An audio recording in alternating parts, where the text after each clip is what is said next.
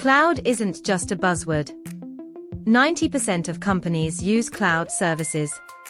From hosting websites to AI apps, everything runs in the cloud.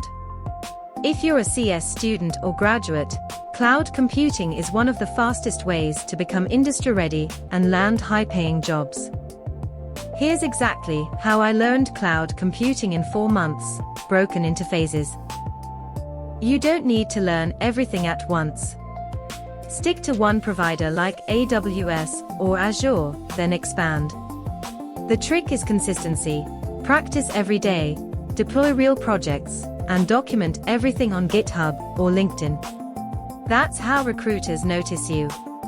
In just 4 months, I went from knowing nothing about the cloud to building scalable apps and preparing for certifications. If I can do it, you can too. Start small, be consistent, and keep learning. I'll share more videos with project demos and certification guides. So don't forget to like, subscribe, and drop your cloud questions in the comments.